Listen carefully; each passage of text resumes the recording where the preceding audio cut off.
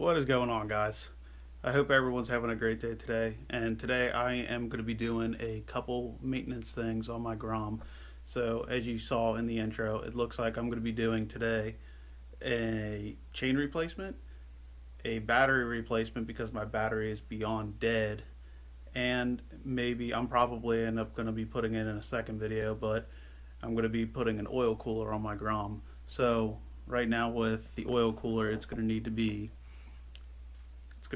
welded to my bracket because it's kind of I got rid of the main fairing and everything, the support rod in there, so I'm just going to need to kind of weld up a bracket and then weld it onto it. So it should work out pretty good, but it's just going to take a little bit more work. I'll probably put it in a second video. But anyways, I'll take you upstairs to the garage and we'll go ahead and we'll start tearing apart the chain and the new battery and put the new battery in. 12 seconds later. Okay, so I'm back in the garage right now.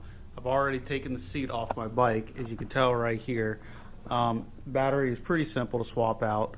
First off, if you don't know how to take your seat off, which you should, but it's just this key right here. You just put it in right here, twist to the right, and then you got to lift up on the back end of the seat, pull up and pull out, and then your seat should come out. It might take a couple tugs, but it should come out pretty simply. And then right here, this battery strap was laying across like so, and all it takes is one 10mm bolt. Holding it out, just undo that 10mm bolt, take the battery strap out, put that off to the side, and then it's two 8mm nuts right here. In good practice, you really should take the positive side off first, and so you always have a ground. So these just twist out very easily like so.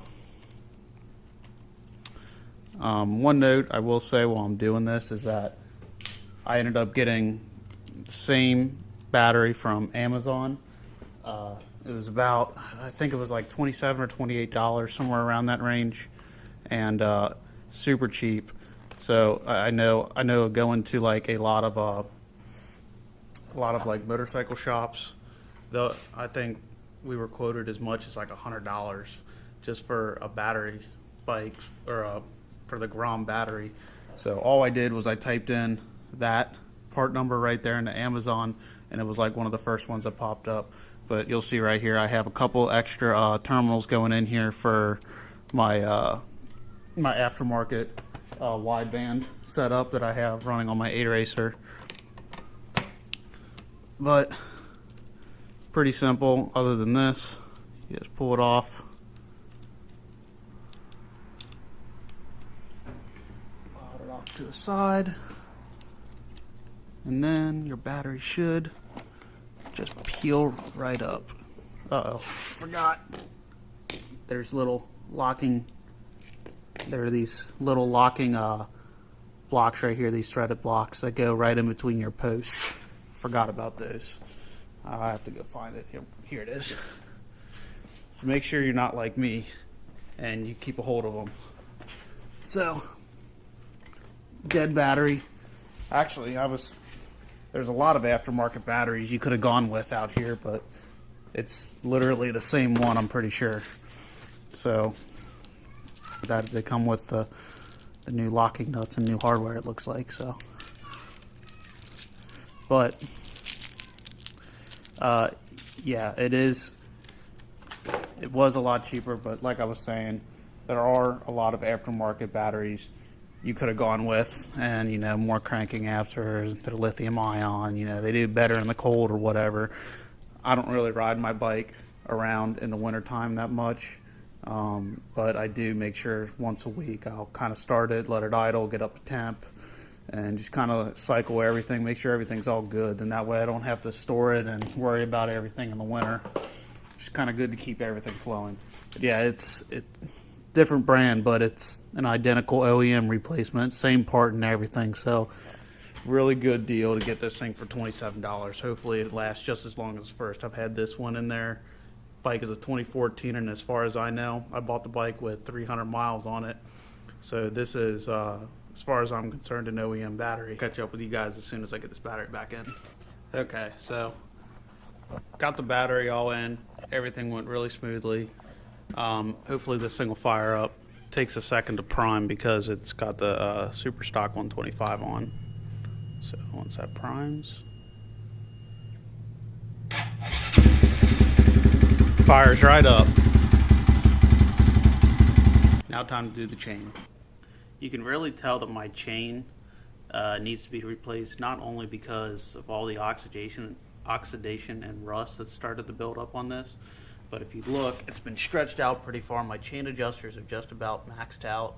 I really should upgrade to a set of PSD chain adjusters. It makes my life a lot easier, I know. But also, now that they're maxed out, look how much slack is in it. I really can't adjust it too much farther out. And there is a very, very considerable amount of side-to-side play. So once we get this new chain on, those issues should go away. Okay, so now that I got the master link sitting right here, which your master link is this little link right here. The whole purpose of this is that this basically connects your chain together if you don't know how a chain kind of is assembled. But basically you got this little locking clip right here. All you got to do is put a pair of needle noses right there and right there on the end, and then press it out that way. And press it out that way, so then that way the locking clip will pop out, and then this little retainer can slide off and the master link will push out that way, and then you should be able to take your chain off. And then from there we're going to need to measure out the new chain and count the links and make sure we got the same amount of links, and we'll basically cut it to length and then throw the new chain on. See you guys in a few. Okay, so I got the old chain off and I got the new chain laid out right next to it. You can see that the left is longer because you have to buy it in certain lengths and then cut it to whatever length you need it to.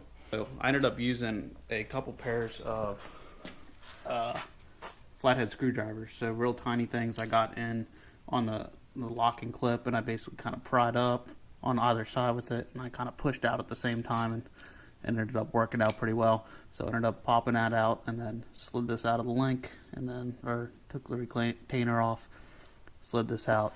But one thing, if you look closely at this thing, and this stuff is, if you've never changed a chain before, they're coated in like chain wax to help protect it, and it's super nasty stuff. It sticks to your hands and it just collects all the dirt. So that's one thing when you get a new chain you really want to scrub that old wax out and get it some good chain greaser on there.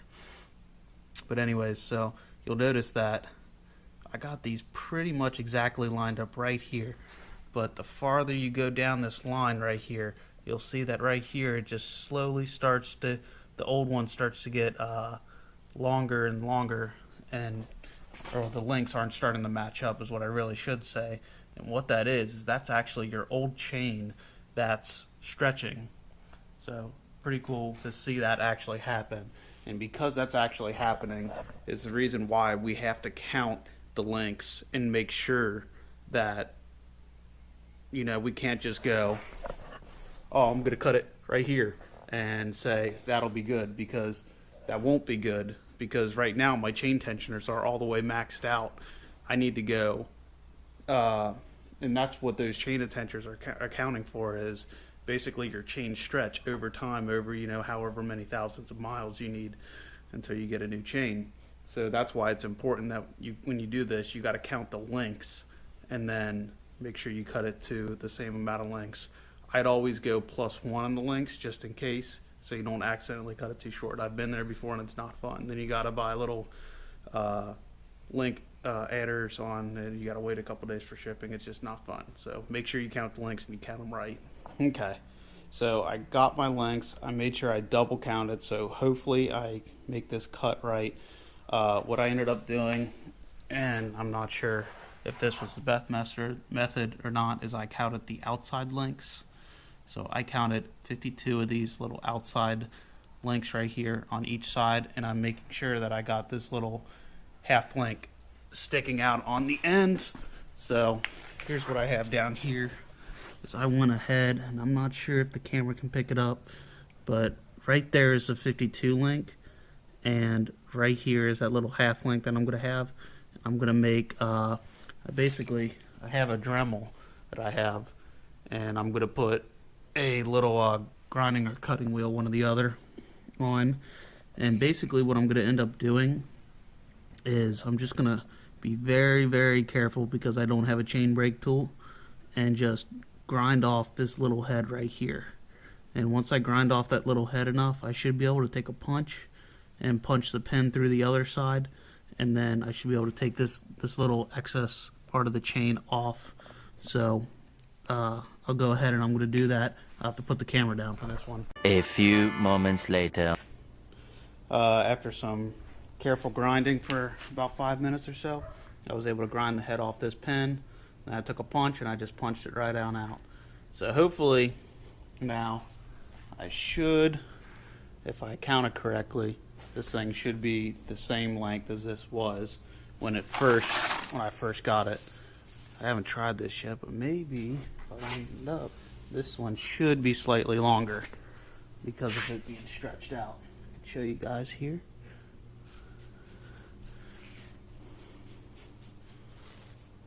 Wow, yeah, look at that. It's pretty closely lined up right down here. And when you come down here, it's like a full length longer after it being stretched. And I did count it, and they're both have the same amount of length, so that's pretty wild. But yeah, so here in this box it comes with a brand new Master Link, and looks like to be some chain lube of some sort. So go ahead and just basically you reverse the same way you put it back on. All you have to do is throw the new chain around your sprockets. I probably should have gotten some new sprockets, but that's alright. Wrap it around, throw the link in through the back or through the front, but I like it through the back, so then that way it makes it easier to get that master link on and off, that locking clip, and then your chain should be back on. Okay guys, so there are a couple more things I failed to mention just a second ago that you will need to do to put this chain back on. First thing being, you're going to need to bust your rear axle bolt loose, and in order to do that, the reason why you have to do that is because you need to really put the chain at least in the right area near the front where the factory position is going to be, because you got to think that we're taking, like I showed you before, about a whole link shorter than what that is, accounting for the stretch. So one thing that we're going to have to do is back these chain adjusters out, so in that way when this axle nut is loose, it'll go forward. It was sitting way back here, so hopefully that should be enough to at least get the chain on, and I can adjust it from there. But in order to do that, you will need to take this side sprocket cover off, and it's pretty simple. It's just two 8mm bolts. I found that either having an 8mm nut driver or using a combination of some extensions and a deep well will get it to you pretty easily. So once you do that, the chain should go on very, very simply. Alright guys, so I got the bike all put back together, the chain's all tightened, and basically everything's all cleaned up and done.